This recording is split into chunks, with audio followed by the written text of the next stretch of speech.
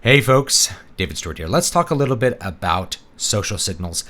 Not for those of you looking to go out and meet someone at a bar, but really to use them in your stories and enhance the quality of especially your characters by understanding how social signals work in the real world. So if we understand how social signals work in the real world, then it's a little bit easier to incorporate them into our stories, especially if you're trying to engage in indirect exposition of characters. So you are trying to show who the character is. You're trying to give some information to the reader without just telling the reader how that character is. So you can approach character exposition in a couple ways. You can have a character enter a scene and say, Jan walked in. She was a sallow-faced woman who had an angry, bitter attitude always towards Jim.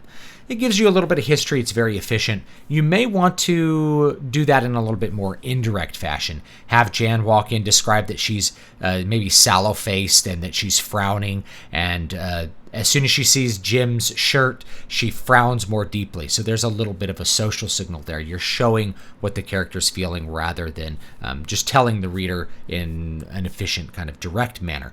This is really important also if you're going to be in the visual spaces. Say if you're an actor or you are going to be trying to work in games or movies that have a visual component.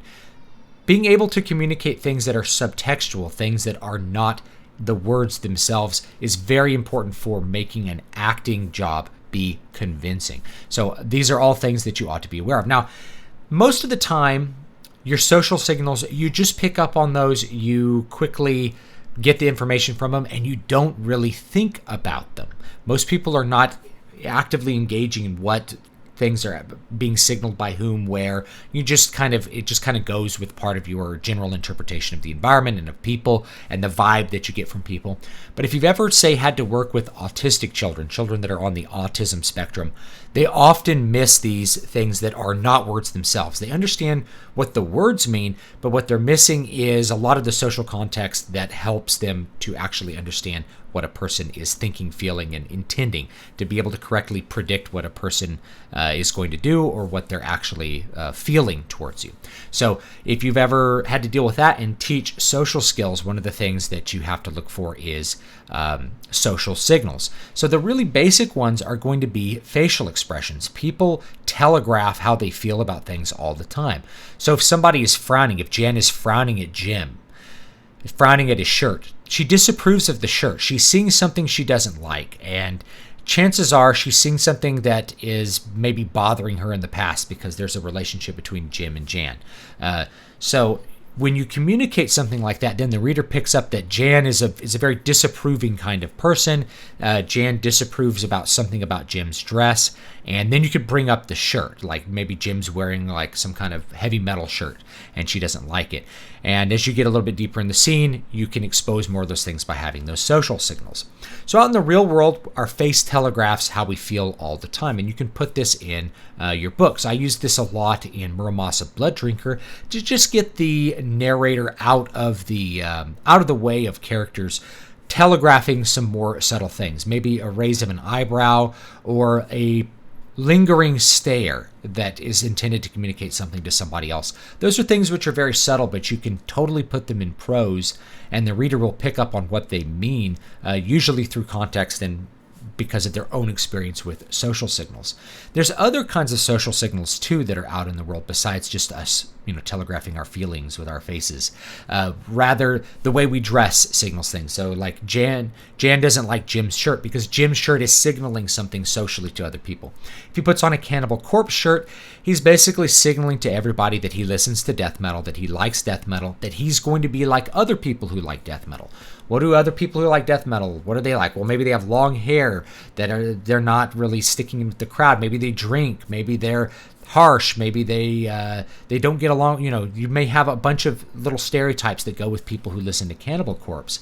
And when you walk out into the world with a Cannibal Corpse shirt on, somebody else who likes Cannibal Corpse will strike up a conversation with you. I know this from experience because I've worn metal shirts. I wear them all the time.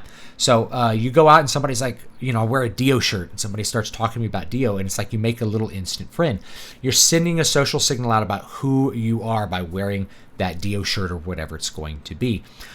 So the manner in which a person dresses says a lot. If a person is dressed in like biker leather, they're basically saying they're a biker and that they are going to be somewhat near the biker lifestyle.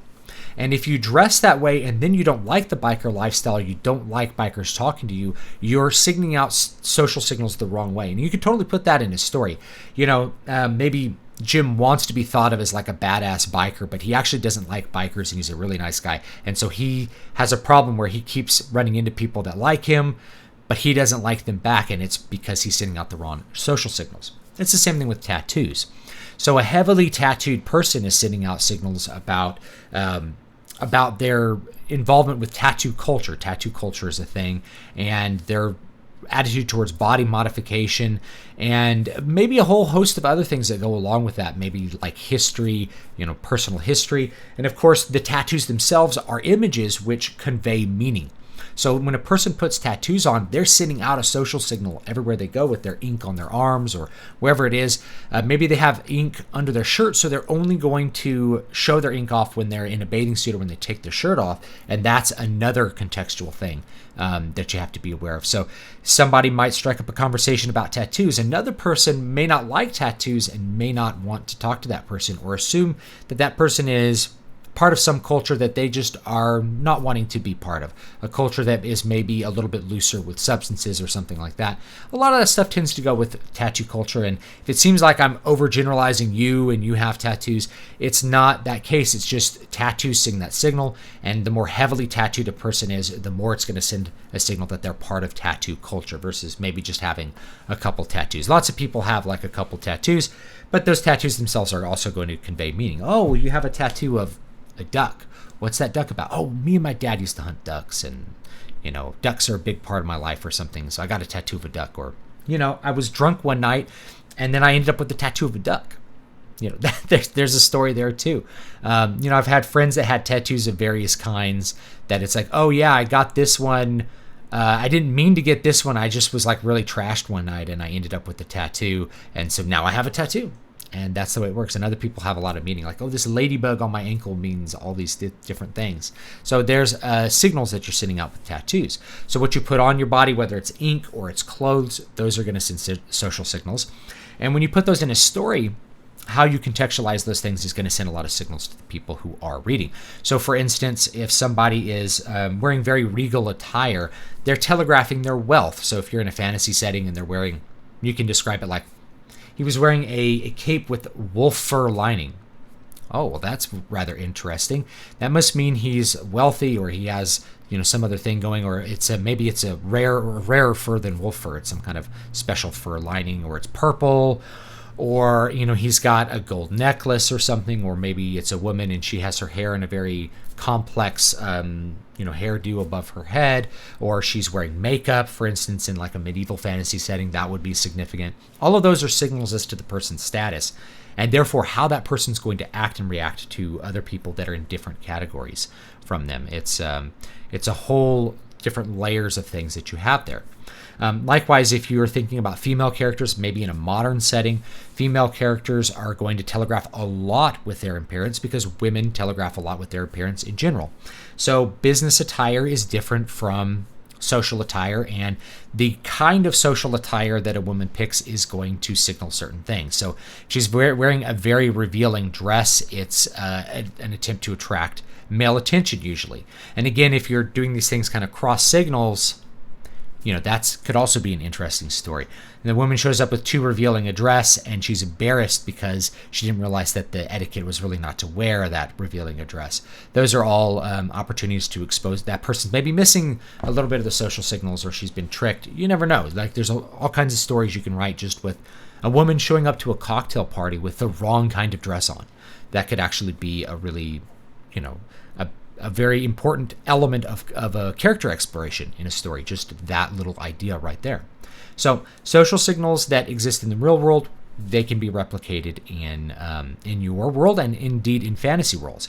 Now, as you get to more, say, complex high fantasy where the cultures are maybe completely fabricated out of your mind, you have to provide the reader with enough information so that they understand the context of the social signals.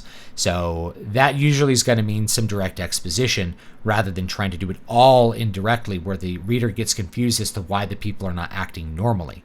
Because our baseline understanding of people is that they're going to act the way that we know that they are likely to act rather than in some alien sense. So unless you go really full bore and people are like touching each other's nose as a greeting or something weird like that, and you can show that indirectly, you may just have to explain, Michael felt uncomfortable because, Jan, unlike what is customary, was making eye contact with him. She'd forgotten that you're not supposed to look each other in the eye in this dystopian society or something like that, right? So you may have to provide that extra information for those social signals, which are not our normal social signals, to actually make sense and provide some characterization in your fantasy world. So hopefully this has been interesting. You can let me know down below what kind of social signals you think are interesting in books or in movies. The elements of a movie, I think, are really important for this because you have to choose costume. So your costume is going to provide that.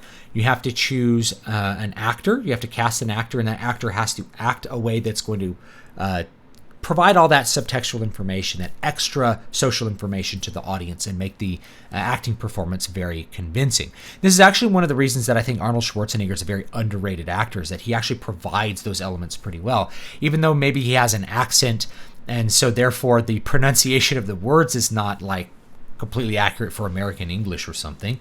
He still is able to do all the other acting things that make the performance convincing. That's why Conan the Barbarian is so convincing with him. It's not just his body, it's the way he acts in the movie. He's a very underrated actor, I think, in that sense. So we have all these things in play in a movie being visually and in some cases auditorily displayed. You can think about the voice as well. The voice is also going to send social signals. Somebody who is talking with talking kind of quietly, that has a different, that sends a different signal than somebody who's assertive and talking loudly to whoever happens to be talking to them. So anyway, let me know what you think down below. It's important to be aware of what actual social signals are existing in the real world. Take note of them for a while, and then you can communicate them to your characters rather than just saying a character is a certain way. It's a little bit more fun to show them reacting a certain way that helps you to understand the character at a little bit deeper level. So thanks so much, and I'll see you guys next time. Oh, newest books. So Keys to Prolific Creativity, if you want more, not specific writing tips like these for the craft, but really just how to arrange your life so that you are doing a better job completing your projects. Newest book is actually Moonsong 2, Tyrant's Gallow, but you should probably get #1, City of Silver. This is 99 cents. This is $2.99.